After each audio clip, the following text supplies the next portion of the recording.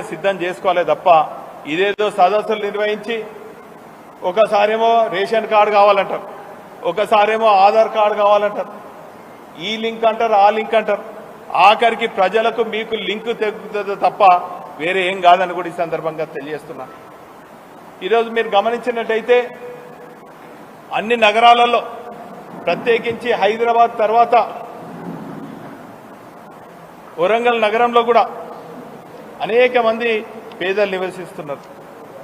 ఈరోజు ఈరోజు రైతు రుణమాఫీ చేసిందని చెప్పి కొంతమంది కాంగ్రెస్ కార్యకర్తలు సంబరాలు చేసుకుంటున్నారు. సరే సంతోషం, కొంతమందికైనా కూడా రుణమాఫీ చేసినట్టు ఒక పండుగ వాతావరణంలో సంబరాలు చేసుకుంటున్నారు. వాస్తవంగా వీళ్ళు విడుదల చేసింది 6,700 కోట్లు. కానీ వాస్తవంగా గతంలో 1,00,000 లోపు రుణమాఫీ కావాలంటే 17,000 కోట్లు ఆనాటి ప్రభుత్వం, ఆనాటి ముఖ్యమంత్రి కేసీఆర్ గారు 1,00,000 లోపు రుణమాఫీ కావాలంటే 17,000 కోట్లు వెచ్చించడం జరిగింది. మరి ఈ 6,700 కోట్లు ఎక్కడికి సరిపోతుంది, ఎంతమంది సరిపోతుంది అని చెప్పి నేను ఈ సందర్భంగా కాంగ్రెస్ ప్రభుత్వాన్ని డిమాండ్ చేస్తున్నా. కరెంటు కూడా పోయింది కాబట్టి ఇట్లా కరెంటు కూడా కట్లు అవుతున్నాయి. గతంలో రెప్పపాటు కూడా కరెంటు కాకుండా చేసేది. ఇప్పుడు సాక్షాత్తు ప్రెస్ మీట్లనే మేమంటే అబద్ధాలు అంటారు. వాస్తవంగా ప్రెస్ మిత్రులు కూడా ఈ కోతల గురించి సరిగా రాయాలి, సరిగా చూపాలని చెప్పి పత్రికా మిత్రులకు అందరు కూడా విజ్ఞప్తి చేస్తున్నాను. అంటే ప్రజలు ఏ తీరుగా ఎన్ని రంగాలలో కష్టాలు పొందుతున్నారో అనుభవిస్తున్నారో తెలుసు. ఈరోజు చాలామంది గ్రామాలలో ఫలానా రైతులకు మేము రుణమాఫీ చేసినామని చెప్పి పేర్లతో ప్రకటన చేస్తున్నారు. చాలా సంతోషం. ఈ సందర్భంగా అధికారులను, కాంగ్రెస్ నాయకులను, ప్రజాప్రతినిధులను డిమాండ్ చేస్తున్నాం. ఆ గ్రామంలో, ఆ యూనిట్లో ఉన్నటువంటి రైతులకు రుణమాఫీ చేయని స్థితిలో ఎంతమంది ఉన్నారు, ఆ గ్రామంలో ఎంతమందికి రుణమాఫీ చేసిండ్రు, ఎంతమందికి చేయలేదు, వాళ్ళ పేర్లు కూడా చేయండి. ఒకవేళ చేయకుంటే ఎందుకు రుణమాఫీ చేయలేదో మీరు స్పష్టంగా ప్రజలకు, రైతులకు తెలియజేయవలసిన బాధ్యత మీపై ఉన్నదని కూడా ఈ సందర్భంగా కాంగ్రెస్ ప్రభుత్వాన్ని డిమాండ్ చేస్తున్నాం. గతంలో చూస్తే 11 విడతలలో 72,000 కోట్ల రూపాయలు రైతు బంధు ద్వారా 30,000 కోట్ల రుణమాఫీ చేసినటువంటి ఘనత గత ప్రభుత్వం కేసీఆర్ గారికి దక్కిందని కూడా ఈ సందర్భంగా తెలియజేస్తున్నాను.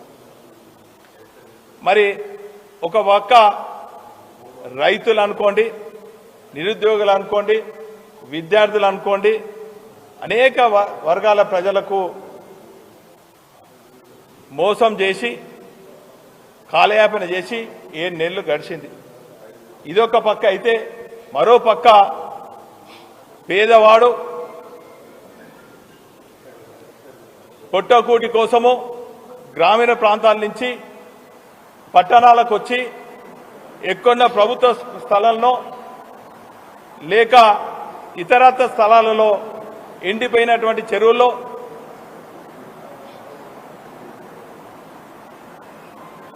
పొట్టకూటి కోసం కూలీ చేసుకుంటూ కిరాయిలు కట్టలేని, స్థలాలు కొనుక్కోలేని నిరుపేదలు అక్కడక్కడక్కడ గుడిసెలు వేసుకున్నారు. అందులో హైదరాబాద్ తర్వాత అతిపెద్ద నగరంగా పిలువబడే ఈ చారిత్రాత్మక నగరంలో కూడా గత 50-60 ఏళ్ల నుంచి, మేము పుట్టనప్పటి నుంచి కూడా అనేక మంది పేదవాళ్ళు ఈ నగరాలలో ప్రభుత్వ స్థలాలలో ఎండిపోయిన చెరువులలో, కుంటలలో గుడిసెలు వేసుకొని నివసిస్తున్నారు. 75 ఏళ్లు పాలించినటువంటి కాంగ్రెస్ ప్రభుత్వం ఏ రోజు కూడా పేదవాళ్ళని పట్టించుకోలేదు. వారి దరిదాపున కూడా రాలేదు. ఈ పేదవాళ్ళ స్థలాలు పెద్దలకు కట్టబెట్టాలని చెప్పి అనేక సందర్భాలలో ఆ గుడిసెలను కూడా ఖాళీ చేయించి మరి దాన్ని ఇక్కడ ఉన్నటువంటి నగరపాలక సంస్థ ద్వారానో ఇంకా కూడా ద్వారానో వేలం చేసి మరి ధనార్జన పొందింది తప్ప పేదవాళ్లకు పట్టాలి ఇవ్వాలని ఏ రోజు కూడా ఆలోచన లేదు. 93లో కూడా 89 నుంచి 93 వరకు కూడా నాకు ఊహ తెలిసినప్పటి నుంచి నేను విద్యార్థి నాయకుడు ఉన్నప్పటి నుంచి అప్పుడు కూడా కాంగ్రెస్ ప్రభుత్వం ఉన్నది. అప్పుడున్నటువంటి పరిస్థితులలో ఇందిరానగర్ హన్మకొండ చౌరస్తా దగ్గర ఉన్న ఇందిరానగర్ అనుకోండి, పోచమ్మగుంట అనుకోండి, బస్టాండ్ దగ్గర ఉన్నటువంటి మరి అంబేద్కర్ నగర్ అనుకోండి, లేక సమ్మయ్య నగర్ అనుకోండి, ఈ తీరుగా అనేక ప్రాంతాలలో ఆనాడు ఉభయ కమ్యూనిస్టులు అయినటువంటి సిపిఐ సిపిఎం ఆధ్వర్యంలో పేదలు గుడిసెలు వేసుకునే విధంగా వాళ్ళు పోరాటం చేశారు. వాళ్ళు ఎన్ని పోరాటాలు చేసినా కూడా పట్టాలు ఇవ్వలేకపోయినరు. ఆనాటి కాంగ్రెస్ మొండి ప్రభుత్వాన్ని మెడలోంచి పట్టాలు ఇవ్వలేని పరిస్థితుల్లో వాళ్ళు ఉండే. కానీ 94లో మా సోదరుడు స్వర్గీయ దాస్యం ప్రణయ్ భాస్కర్ గారు ఈ ప్రాంతం నుంచి హన్మకొండ నియోజకవర్గం నుంచి గెలిచిన తర్వాత ఈ నగరంలో అనేక మందికి ఇప్పుడు నేను చెప్పబడినటువంటి ఇందిరానగర్, సుధానగర్, సమ్మయ్య నగర్, అంబేద్కర్ నగర్లో తదితర ప్రాంతాలలో స్వయంగా వచ్చి పట్టాలు ఇచ్చినటువంటి చరిత్ర మా కుటుంబాన్ని అనుకునే సందర్భంగా తెలియజేస్తున్నాం. ఆ తదుపరి ఉమ్మడి కమ్యూనిస్ట్ పార్టీలన్నీ కూడా ఎన్నో పోరాటాలు చేసి అనేక ప్రాంతాలలో గుడిసెలు వేసినటువంటి సందర్భంలో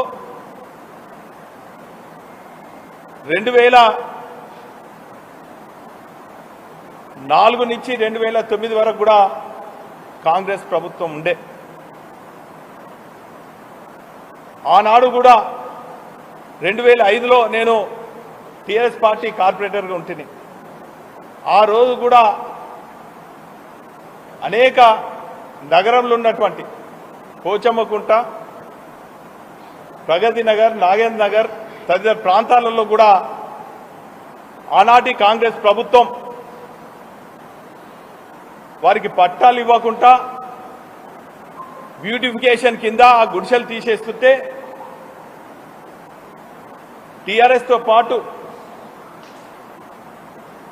కలిసి వచ్చే సంస్థలు సంఘాలతోని కలిసి వచ్చే కమ్యూనిస్ట్ పార్టీలతో కూడా ఉద్యమం చేసి దాన్ని ప్రతిఘటించి ఆపించినటువంటి విషయాన్ని మీ ద్వారా ప్రజలకు తెలియజేస్తున్నాను.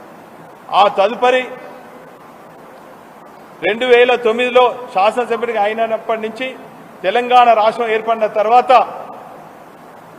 ఈ నగరంలో ఉన్నటువంటి నాగేంద్ర నగర్ అనుకోండి, ఇక్కడ పక్కన ఉన్నటువంటి సాయినగర్ అనుకోండి, జ్యోతిరావు పూలే నగర్ అనుకోండి, అనేక పోచమ్మకుంట అనుకోండి, ఈ ప్రాంతాలలో మరి స్వయంగా ఆ రోజు 40 ఏళ్ల క్రితము కమ్యూనిస్ట్ పార్టీలు మద్దతుతో నిలబడ్డటువంటి గుడిసెలన్నిటికీ కూడా పట్టాలు ఇప్పించడమే కాకుండా ఆ రోజు ఇక్కడ ఉన్నటువంటి సిపిఎం నాయకులు, సిపిఐ నాయకులను తీసుకెళ్లి సన్మానించి వారి ఆధ్వర్యంలో పట్టాలు ఇప్పించినటువంటి చరిత్ర టీఆర్ఎస్ పార్టీకి ఒక శాసనసభ్యునిగా ఆ రోజు నాకు ఆ కార్యక్రమానికి మరి సహకరించినటువంటి ఆనాటి ప్రభుత్వం కేసీఆర్ గారి నాయకత్వంలో మరి పేదలకు పట్టాలు ఇప్పించినటువంటి ఘనత 58 జియో ద్వారా దక్కినటువంటి విషయాన్ని కూడా ఈ సందర్భంగా తెలియజేస్తున్నాం. ఆ రోజు పట్టాలు మా ప్రభుత్వం టీఆర్ఎస్ ప్రభుత్వం ఇచ్చినప్పటికీ, కేసీఆర్ గారి నాయకత్వంలో ఇచ్చినప్పటికీ కూడా మేము గొప్పలకు చెప్పుకోలేదు, డాంబీలాగాలు పోలేదు. ఆ రోజు 40 ఏళ్ల క్రితము సిపిఐ సిపిఎం నాయకత్వంలో వేసినటువంటి గుడిసెలకు వారిని తీసుకెళ్లి సన్మానించి వారి ద్వారా పట్టాలు ఇప్పించిన చరిత్ర మాదని కూడా ఈ సందర్భంగా తెలియజేస్తున్నాను. ఈరోజు నిన్న మొన్న నగరంలో ఉన్నటువంటి గుడిసెవాసులకు కంటి మీద కునుకు లేకుండా చేసినటువంటి నోటీసులు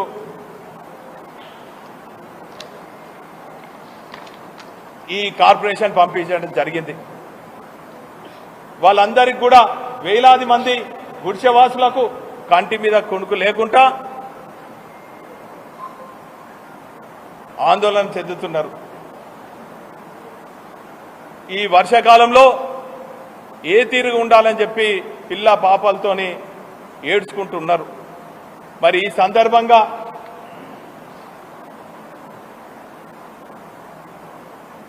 స్థానిక శాసనసభ్యులు సోదరులు రాజేందర్ రెడ్డి గారిని డిమాండ్ చేస్తున్నాం. నాయనా, మీరు ఎన్నికల సమయంలో ఈ గుడిసెల అందరికీ తిరిగి లేనిపోని మభ్యమా చెప్పి అనేక అమలు కాని వాగ్దానాలు చెప్పి వీళ్ళు ఓట్లు దండుకున్నటువంటి రాజేందర్ రెడ్డి గారు వీరి పక్షాన ఉండి ఇటువంటి నోటీసులు మీ ప్రభుత్వంలో వచ్చినందుకు వాళ్ళు చాలా ఆందోళన చెందుతున్నారు. వీళ్ళందరూ కూడా పేదవాళ్ళు కాబట్టి మీరు చొరవ తీసుకొని మేయర్ కూడా పార్టీ మారినటువంటి మేయర్ కూడా ఉన్నారు, మీ వంచన చేయనటువంటి మేయర్ గారు ఉన్నారు, ప్రభుత్వం మీది, మీకు ముఖ్యమంత్రి గారు కూడా చాలా సన్నిహితులు కాబట్టి ఆందోళన చెందుతున్నటువంటి గుడిసెవాసులకు అండగా ఉండవలసిందిగా నేను స్థానిక ఒక పౌరునిగా పేదల పక్షాన ఏ పదవి ఉన్నా లేకున్నా పోరాడే వ్యక్తిగా గులాబీ సైనికునిగా టీఆర్ఎస్ పార్టీ మాజీ శాసనసభ్యునిగా రాజేందర్ రెడ్డి గారిని విజ్ఞప్తి చేస్తున్నా. మరి ఈ సందర్భంగా వాళ్ళు ఆందోళన చెంది మీ దగ్గరికి వస్తే వారికి ధైర్యం చెప్పేది పోయి వారికి అండగా ఉండేది పోయి ఇది నోటీస్ ఎవరో ఇచ్చిండ్రు, ఇది అట్లయితుంది ఇట్లయితుంది అంటే ఈ నోటీస్ ఇచ్చింది సరే అనేక మార్గాలు ఉంటాయి. నోటీస్ ఇవ్వచ్చు, ఈ సంస్థ ద్వారానో ఇంకేదో కోర్టు ద్వారానో ఏదో రావచ్చు. కానీ గతంలో కూడా ఈ ప్రగతి నగర్కు నోటీసులు వస్తే కోర్టును ఆశ్రయించి మేమే వారికి అండగా ఉన్నటువంటి విషయాన్ని ఈ సందర్భంగా గుర్తు చేస్తున్నాం. నేను ఈ సందర్భంగా ఒకవేళ ఈ నోటీసులు వాపసు తీసుకోక వాళ్ళని ఇంకా ఇబ్బంది పెడితే ఖచ్చితంగా మా పార్టీ పేదల పక్షాన పోరాటం జరుగుతుంది, గుడిసెవాసులకు అండగా ఉంటాం. మా పోరాటంలో కలిసి వచ్చే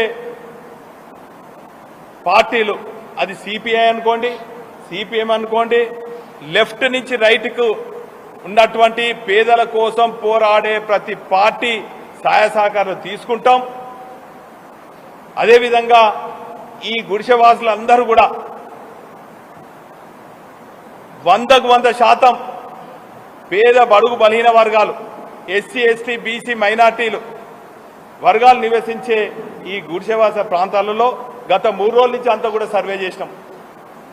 అత్యధిక శాతం కాదు, 100% ఎస్సీ ఎస్టీ బీసీ మైనార్టీలు ఉన్నటువంటి ఈ గుడిసెవాసులకు అండగా ఒక గులాబీ సైనికునిగా ప్రహార కాస్తూ వారికి అండగా ఉండి మరి వారి రక్షణకు కల్పించే విధంగా మా పార్టీ కూడా ఉంటుందని కూడా ఈ సందర్భంగా తెలియజేస్తున్నాం.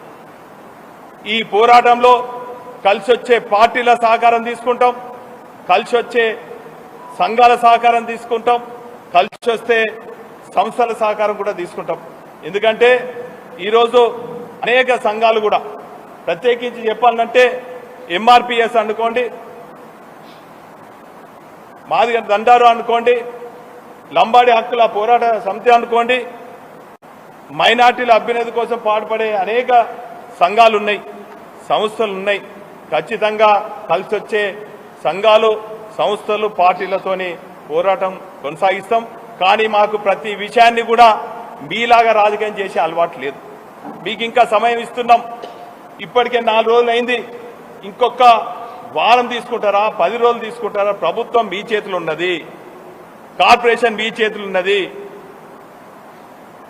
నువ్వు వీళ్ళ ఓట్లు దండుకున్నటువంటి రాజేందర్ రెడ్డి గారు దయచేసి వీరి పక్షాన నిలబడాలి తప్ప ఏం కాదు పో, వచ్చినా కూడా ఒక జేసీబీ వస్తుంది, కొంచెం ఇంత గోడ కొడుతుంది, దానికి అధైర్యపడకండి. మా అంటే సర్వే చేస్తామని ఆర్డీఓతో ఫోన్ చేస్తుడు, ఆర్డీఓ వచ్చి ఇక్కడ 2 లైన్లు పోతాయి అని చెప్పి రకరకాలుగా మరి మీ మాటలతోని వాళ్ళు ఆందోళన చెందుతున్నారు కాబట్టి అటువంటి పేదవాళ్ళను హక్కున చేర్చుకొని అండగా ఉండవలసినటువంటి బాధ్యత ఒక ప్రజాప్రతినిధి పైన ఉన్నది. గతంలో నేను ఇటువంటి వారికి అనేక మందికి పట్టాలు ఇప్పించి వారికి అండగా ఉండి ఏ అధికారి కూడా నేను 15 ఏళ్ళు శాసనసభ్యునిగా ఉన్నా నా కాలంలో ఏ గుడిసెవాసు దగ్గరికి కూడా ఏ ఒక్క అధికారి పోకుండా కూడా చేసినటువంటి ఘనత మా పార్టీది నాదని కూడా ఈ సందర్భంగా తెలియజేస్తున్నా. నోటీసులు వస్తాయి, ఇచ్చే ముందే నోటీసు పోకుండా అధికారులకు చెప్పవలసినటువంటి బాధ్యత ఒక ప్రజాప్రతినిధిని కూడా ఈ సందర్భంగా తెలియజేస్తున్నా. నేను రాజకీయం చేయదలుచుకోలేదు, నేను వెంటనే పోయి ధర్నాలు చేయదలుచుకోలేదు. ప్రజాస్వామ్యంగా మాత్రము పేదల పక్షాన పోరాటం చేయక తప్పదని కూడా ఈ సందర్భంగా తెలియజేస్తున్నా. మీరు చేసినటువంటి అక్రమాలు రాబోయే రోజుల్లో ప్రజలే తెలుస్తారని కూడా ఈ సందర్భంగా తెలియజేస్తున్నాను. మీలాగా మేము వెకిలి మాటలు వెకిలి చేష్టలు మాట్లాడడం దర్చుకోలేదు. మీకన్నా ఎక్కువ మాట్లాడగలుగుతాం, మీకన్నా ఎక్కువ ఇంకా అన్నిటి కూడా చేయగలుగుతాం. కానీ ప్రజాస్వామ్యంలో శాంతియుతంగా గాంధీ మార్గంలో తెలంగాణ సాధించినటువంటి ఒక తెలంగాణ బిడ్డగా ప్రజాస్వామ్యాన్ని కాపాడే ఒక వ్యక్తిగా, ప్రజాస్వామ్యం పైన విలువలు ఉండేటువంటి ఒక వ్యక్తిగా, గతంలో ప్రజాప్రతినిధిగా ఉన్నటువంటి వ్యక్తిగా నీలాగా వెకిలి మాటలు వెకిలి చేష్టలు మాట్లాడదలుచుకోలే అని కూడా ఈ సందర్భంగా రాజేందర్ రెడ్డి గారికి విజ్ఞప్తి చేస్తున్నాను. దయచేసి పేదల పక్షాన ఉండు, పేదల మద్దతు తీసుకో, పేదల మెప్పు పొందు, అప్పుడే నువ్వు కలకాలం ఉంటాం. లేకుంటే మాత్రం పేదల ఆగ్రహానికి గురికాక తప్పదని కూడా ఈ సందర్భంగా హెచ్చరిస్తాను. అదేవిధంగా గతంలో మా ప్రభుత్వం 58 జీవో తీసుకొచ్చింది, దాని ద్వారా మరి పట్టాలు ఇప్పించగలిగినాం. మీరు అదే జీవో ఇంప్లిమెంట్ చేసి పేదలకు పట్టాలు ఇప్పించే ప్రయత్నం చేయండి. కాబట్టి ఈ సందర్భంగా ఏ ఒక్క గుడిసె వాసులు కూడా అదేరే పడొద్దు. మీకు ఈ గులాబీ జెండా అండగా ఉంటుంది, కలిసి వచ్చే జెండాలు కూడా మీకు అండగా ఉంటాయని కూడా ఈ సందర్భంగా తెలియజేసుకుంటూ ప్రత్యేకించి చెప్పాలంటే ఇంకా మా కమ్యూనిస్ట్ సోదరులను విజ్ఞప్తి చేస్తున్నాం. ఆ రోజు కూడా కీర్తిశేషులు భగవంత్ దాస్ గారు, కాళిదాస్ గారు, సిపిఎం నాయకులు రాములు గారు, నాగే గారు ఆధ్వర్యంలో మరి కమ్యూనిస్ట్ వాళ్ళు పోరాటం చేసినప్పుడు వారికి అండగా గుండా మేము మా కుటుంబం వారికి అండగా ఉన్నాం. మరి ఆ సందర్భంగా గుర్తు చేస్తున్నా, ఇప్పటికి కూడా కమ్యూనిస్ట్ నాయకులు మద్దతుతో గెలిచినటువంటి రాజేందర్ రెడ్డి గారు మీ పక్షాన ఉంటాడో, పేదల పక్షాన ఉంటాడో, అధికార పక్షాన నాయకులతో ఉంటాడో తెలుసుకోవాల్సిందిగా విజ్ఞప్తి చేస్తూ, మరి ఇంకా అనేక విషయాలు ఉన్నాయి, అవి దశల వారీగా కూడా మేము వివరిస్తాం. ఇప్పుడు ఉదాహరణకు చెప్పాలంటే మా కార్పొరేటర్ అశోక్ గారు ఉన్నారు. మేము గత 7 నెలల నుంచి గతంలో మేము తెచ్చినటువంటి నిధులకే మీరు తిరిగి కొబ్బరికాయలు కొడుతున్నారు. ఈ 7 నెలల కాలంలో ఒక పైసా కూడా తీసుకురాలేదు. అటువంటి నిస్సాయిస్థితిలో మీరున్నారు. అయినప్పటికీ కూడా ఇంకా మీకు సమయం ఇస్తాము. ఈ నగరాభివృద్ధి కోసము మా సూచనలు కావాలంటే ఖచ్చితంగా మా సహాయ సహకారాలు ఇస్తాము, మా సూచనలు ఇస్తాం. ఎందుకంటే గతంలో కూడా నేను శాసనసభ్యులు ఉన్నప్పుడు గతంలో ఉన్నటువంటి శాసనసభ్యులైనటువంటి మేయర్లు అయినటువంటి మా రాజేశ్వరరావు గారు కానీ, స్వర్ణ గారు కానీ వారు ఇచ్చినటువంటి సూచనలు కూడా మేము తీసుకోవడం జరిగింది. కాబట్టి మా సలహాలు సూచనలు ఈ నగరాభివృద్ధి కోసం, పేద ప్రజల హక్కుల కోసం ఏమైనా కావాలన్నా కూడా మరి శాంతియుతంగా ఇస్తామన్నటువంటి విషయాన్ని ఈ సందర్భంగా తెలియజేసుకుంటూ, అనేక మా డివిజన్లలో అనేక మంది అనధికారికంగా కాంగ్రెస్ పార్టీ చెప్పి జులుం చేస్తున్నారు. అందులో ఉదాహరణకు మా అశోక్ గారు ఒకటి మాట్లాడారు.